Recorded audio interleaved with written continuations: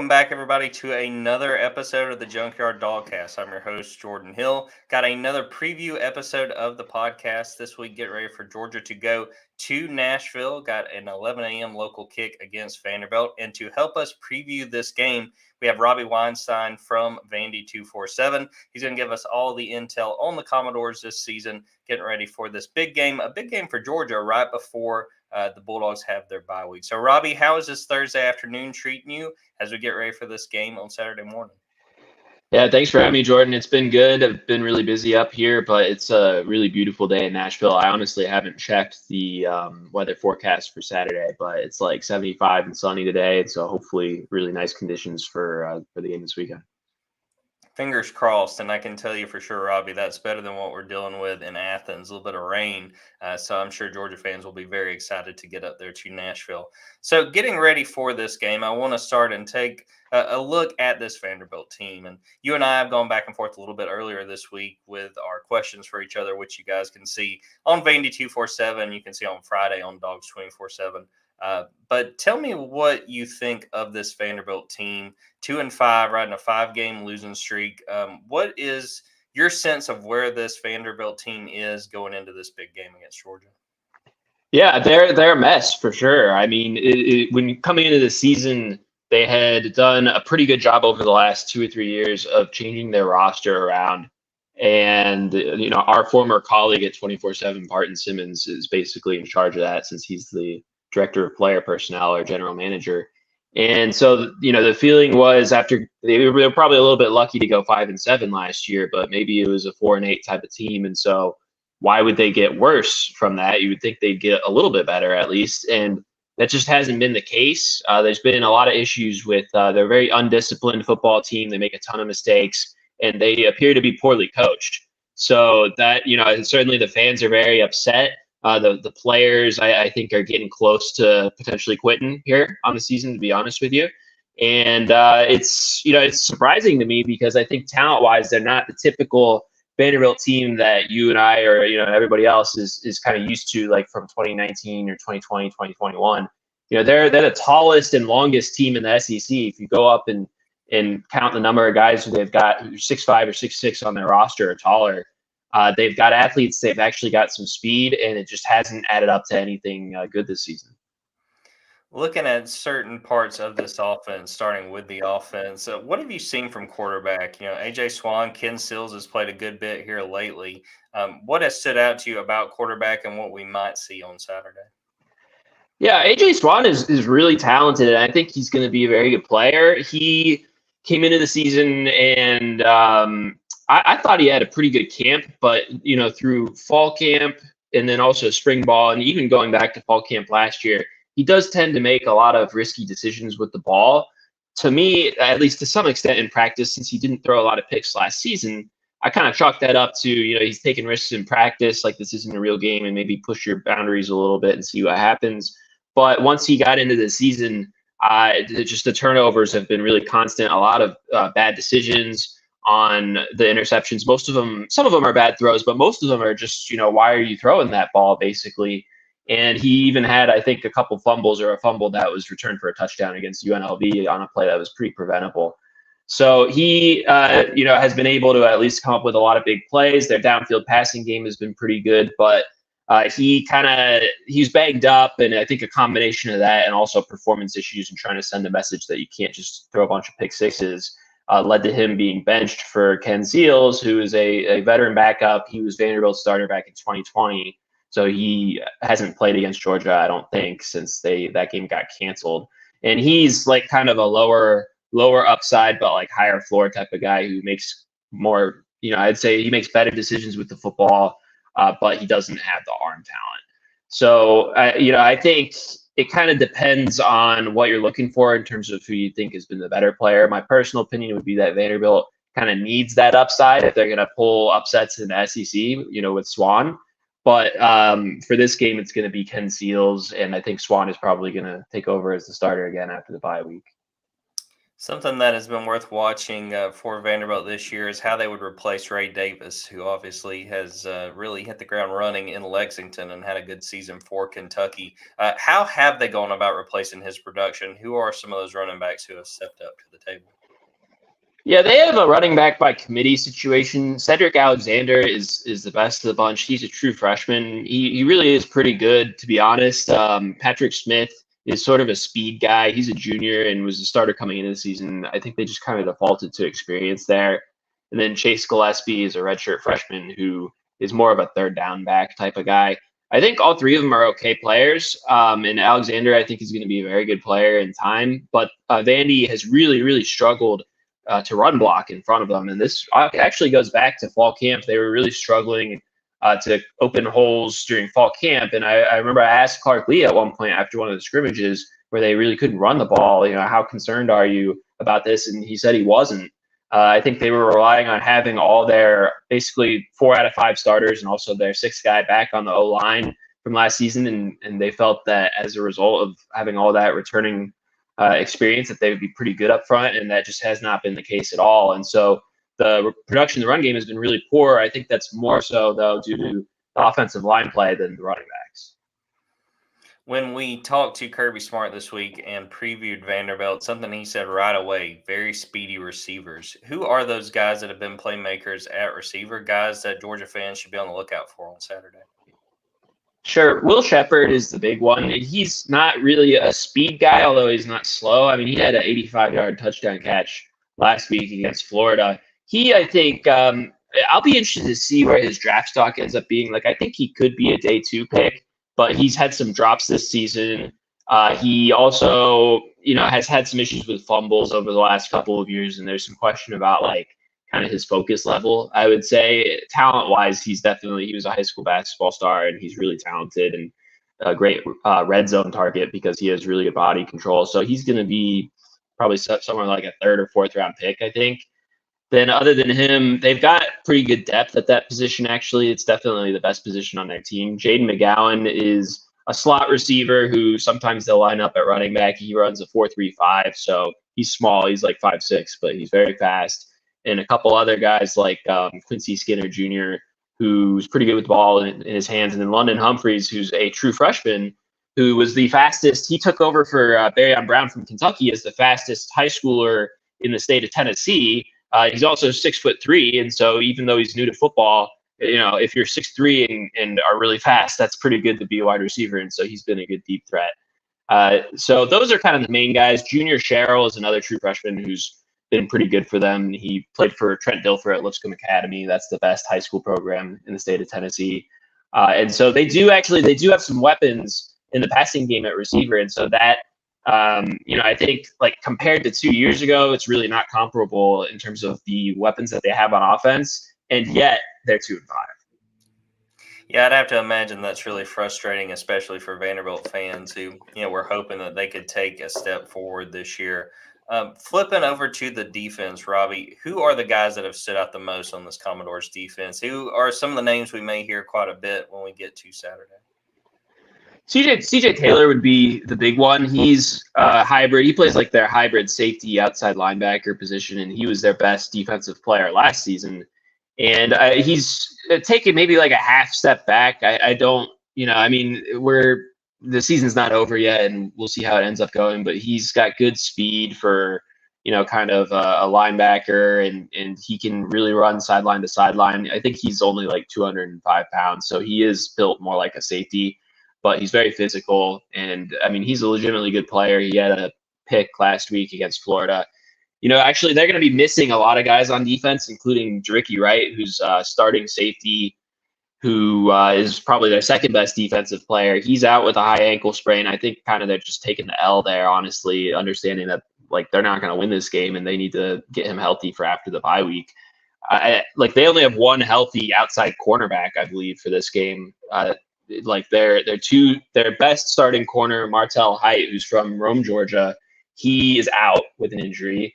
They've kind of rotated starters on the other side, and both those guys, BJ Anderson and Trudell Berry, are banged up.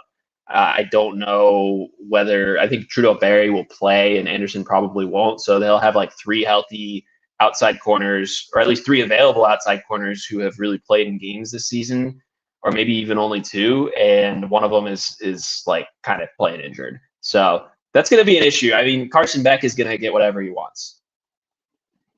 Yeah, Robbie, I was just looking at Vanderbilt's schedule to end this season, and it is not very easy. Georgia, Ole Miss, Auburn, a bye, South Carolina, and Tennessee. I mean, this is going to be a pretty difficult close to the year for the Commodores. Yeah, for sure. I mean, that's why they knew that they had to make hay on the front half of the schedule. They did the opposite of that. So I do think they had the week 0 game against Hawaii, and so their season and their preseason started a little bit earlier, and they feel like they didn't something about the ramp up to the season they didn't handle right, and they've had a lot of injuries coming out of that. It's just kind of like spiraled.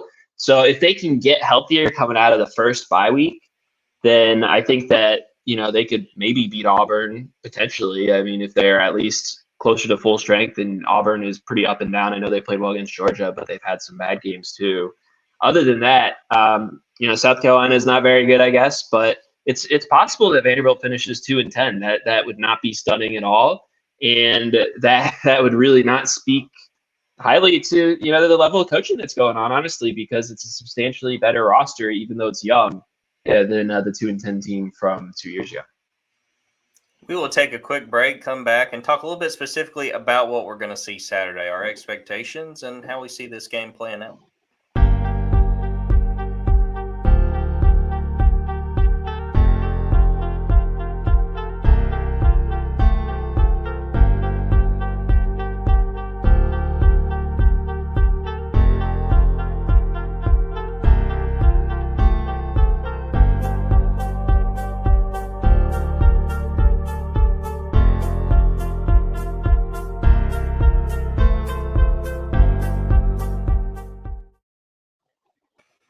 Welcome back, everybody. Well, Robbie, looking at this game and really the preparation for this game, what have the conversations been around the Vanderbilt program when it comes to playing Georgia? Obviously, the number 1 team in the country and a team that Vanderbilt has struggled against these last few years. What have you been hearing? What have the conversations been around the program getting ready for Saturday's game? I think they want to get to the bye week and get healthy, honestly, is what it is. I think they've got bigger issues than just this game. They need to get A.J. Swan back, in the right frame of mind and to stop turning the ball over and all that. Yeah, they're going to have some stuff to fix on defense. Maybe they'll need to make a defensive coordinator change during the bye week. So I don't think – they're going to try their best, I guess. But to me, I just don't – there's almost not that much to talk about from this game in that – they're just going to be, I think they have to be realistic that they could play a decent game and still lose by 3 or 4 touchdowns. So I imagine they're probably just kind of focused on themselves, like all the coaches always say, and hoping to maybe, if and when young guys get into this game, hopefully from their perspective that they can show something. But I don't know. I mean, it's not a quote unquote pivotal game for Vanderbilt, at least because this was coming into the season, everybody knew who was going to win this one. Looking at this game, like you said, I mean, if they were to lose by 3 or 4 touchdowns, that would be a huge step in the right direction against Georgia. Yeah. Georgia's beaten them 117-0 in the last 2 meetings. Let's say we're looking at Saturday's game, Robbie, and not saying Vanderbilt is going to pull the upset. None of us are expecting that. But what do you feel like could constitute a successful day for Vanderbilt? What would you need to see to say, okay, this was about as good as it could go for the Commodores against Georgia? I think number 1 would be scoring, right? Like they haven't scored against Georgia since 2019, I believe. And yeah, there was a canceled game in there, but I still count that. They probably wouldn't have scored in that game either, to be honest. So that would be number 1. I'd say number 2, since Clark Lee got here, he came to Vanderbilt with the reputation of like his Notre Dame defenses gave up very, very few big plays. It wasn't as much. I don't know if you looked back at like the yardage that they would be, at the top of every list from 2018, 2019, whatever years he was DC there. I think it was more that they weren't giving up explosive plays and they were able to then get stops in the red zone. And that has not been like, that's what they want the identity of Vanderbilt's defense to be. And it just hasn't happened at all since he's gotten here. They gave up a ton of big plays through the air because their corners have really, really struggled. They've been trying to get more speed on the back end of the defense, and I think they have done that, but some of those guys are still, they're like freshmen or redshirt freshmen, and they're kind of still developing. So I would say, like, if they get on the scoreboard and can just minimize the number of long breakout touchdowns that Georgia gets and force Georgia to work for it, then that would probably be a success for them. Vandy, so this is an amazing stat. They are 7 games in the season. They're the only team in the country that has not covered the spread in a game the entire season. So I think if they can, like, play above the quote unquote like neutral expectations, in the form of covering the spread, like, they've been consistently falling short of their talent level all season. So if they play like a disciplined game and make Georgia work for it for, a little bit, then I think that would be maybe not a success, but at least a step in the right direction for them. Yeah, it's funny. Georgia hadn't covered until that Week 6 game against Kentucky, but the expectations a little bit higher when you consider those two teams. Robbie, how do you see this thing playing out? And if you want to give a score prediction for this one, by all means, go for it. Yeah, I just I think Vandy is so banged up that I struggle to see how, maybe they can score, but I struggle to see, especially on defense. I don't know how they're going to stop Georgia. So I'll go like 49-0. I think, like, Georgia, I'm honestly pretty skeptical that Georgia is going to be all that motivated for this one, and that they beat this, they beat the snot out of this team every single time. They're also heading into their bye week. We all know what's going to happen here, but I think even if Georgia sleepwalks for like a quarter or something, it's just hard for me to see Vandy being able to contain Brock Bowers and those receivers. And I know Carson Peck is playing well. So I think Georgia is really going to have their way in the passing game. And I think the thing with Vandy is that, when Ken Seals is playing, they're going to have to string together longer drives because they're less explosive as an offense. And I don't think they're going to have the ability to do that against a defense like Georgia's. So I think if they had Swan available, and I guess he is available, but he's not going to play probably, I think that would bode better for their chances of doing something on offense. And so I think there's a lot of things stacked against them here. And I fully, if this game is within 14 points at the end of the first quarter, I'd be surprised, honestly. Yeah, I think, Robbie, you and I are on sort of the same wavelength with this game. I've got Georgia 45-0. I just think that Georgia wants to come in, especially with the way they played against Kentucky. I think that they're able to carry that over, have a big game, and understand that, there is a very opportune bye week coming up, getting ready before they play Florida, before they play a very difficult second half of the schedule. I think they understand trying to finish on a high note, and I don't know that Kirby Smart would admit it. But I do think that he does enjoy beating Vanderbilt after the 2016 game. His first one, Vanderbilt pulls the big upset in Sanford Stadium. Just to rattle off real quick our other picks, at Dawgs 24/7, Kip Adams has Georgia 49-6, and Benjamin Wolk has Georgia 52-0. So it doesn't seem like anyone among us is expecting much of a game. No, yeah. I think given the circumstances, the talent gap is already pretty high, or pretty large, but I don't. Vandy is not in a good spot. I think you can see from the second half against Florida. Florida's obviously not a great football team by any means, and Vandy beat them last year, and they had a lot of issues in that game after the first quarter and a half. So I think you'll see some of those show up again. Jenna Smith on YouTube says, "Wow, I'm really liking Robbie." So you got some fans tuning in, and appreciate the insight, I'm sure. Okay, yeah. Thanks for having me, I guess.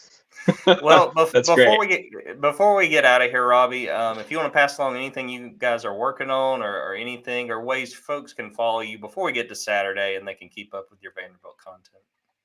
Yeah, sure. My site is largely subscriber based at this point, as opposed to quantity of like free articles. But if you're a subscriber to 24/7 and you're for some reason interested in Vanderbilt recruiting, I have a good amount of premium content there. I also work for 24/7's national college football team and have 2 or 3 columns a week that are usually up on the main website if you're just a college football fan in general and enjoy that. Well, we'll wrap it up right there. Robbie, again, I appreciate you coming on board with us. I appreciate everyone who watched us live, everybody who is listening to it after the fact. Be sure to go to Dawgs 24/7 if you haven't already and subscribe.